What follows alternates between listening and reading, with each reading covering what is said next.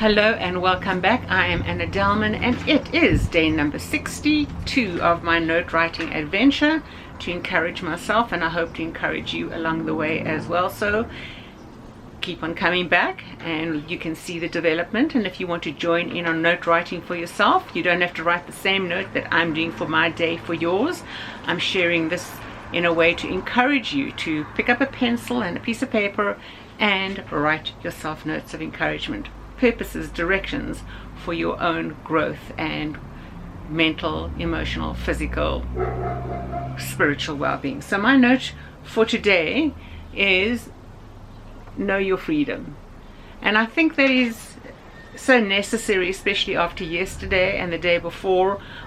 My application from the book of Proverbs got quite a bit serious, where I made the personal application relevant to things that had occurred in my life. And I know if you've been through similar and it touched a nerve in your own life, you know how hard and difficult that is to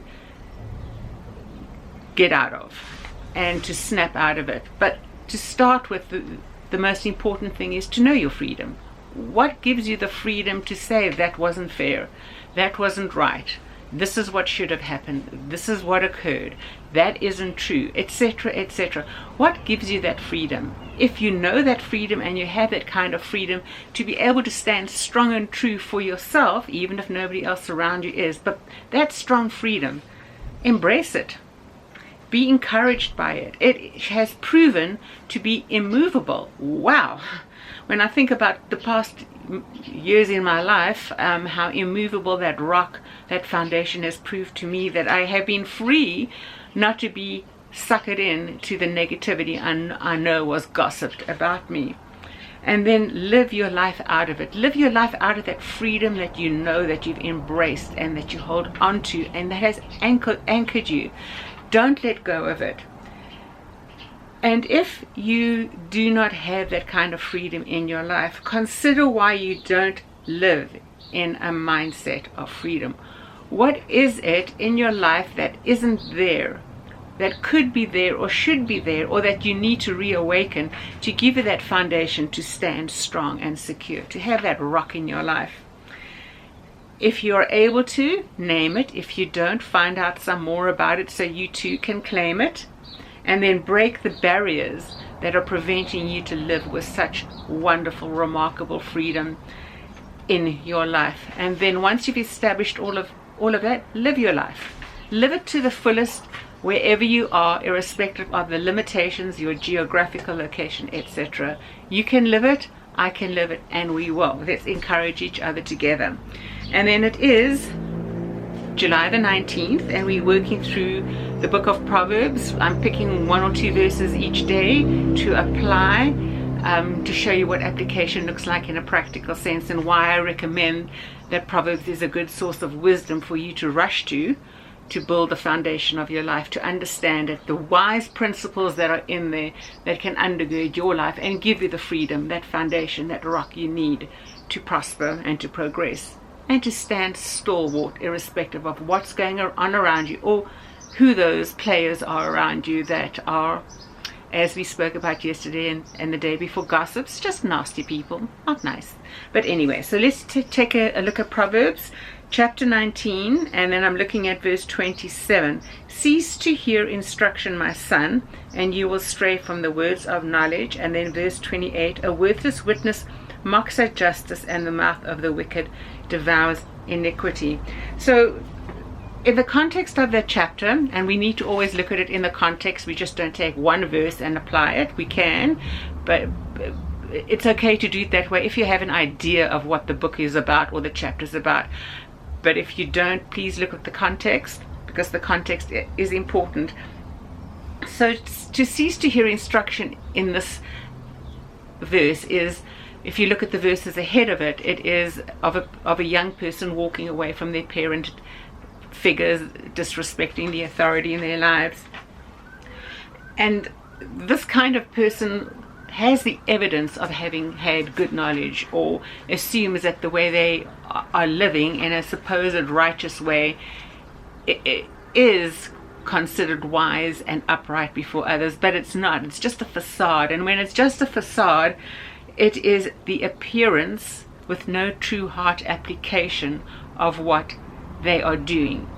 They are not fooling anybody in the long run. They become worthless. They start mocking within their hearts first the authority that they know, and in this usage of the word authority, it's not necessarily the parents of the parent figures, it's the authority of the morality that should be resident in their hearts, and have settled down into their psyche, and from which they would respond. They cease to hear the instruction because they no longer want to know what is right and wrong. They would rather go with what they believe culturally to be correct about life, or the cultural images, and they go astray and walk away from words of knowledge. Now, sometimes that is so hard to discern. I referred to an incident yesterday and the day before in my own life, and I know it's a common experience, because the heart of mankind is the same irrespective of where in the world we live. But I did hint at that, if not say it directly. And today I mentioned people want to give the appearance. Now, in any instance, anywhere in the world, people's image is very, very important, particularly in a small cultural group in a larger society. When people want to protect the image they have in their society, in their culture, and to be seen as having achieved, that's when they are, as mentioned 2 days ago, they're fools. They have the folly. They are filled with folly, and they have shame, and they earn it. Now, these kind of people stray from words of instruction. They stray from what they profess to stand on, which is the word of God, because it's more important for them to be seen wise and upright and upstanding in their culture. And that's when they are treacherous. That is when they are a worthless witness who mocks at the ultimate justice, which is the word of God. And the mouth of the wicked devours iniquity. They are so wrapped up in their need to be seen as righteous, just and fair, etc., that they will wink, they will shuffle away from the truth, they will omit truths, they will omit error, they will omit fault, in order for themselves to look the part when they have failed to be the part, and they're in too much denial to even admit it. So once again, if you know your freedom, which will see you through the difficulties of the kind of circumstances I've just explained, hold on to it, name it and claim it, name your freedom source, name it and build it to be your strong foundation, the rock that will support you and undergird you in all of what you do, and will see you through to the end. So until tomorrow, take care and God bless, and we'll chat again then. Bye bye for now.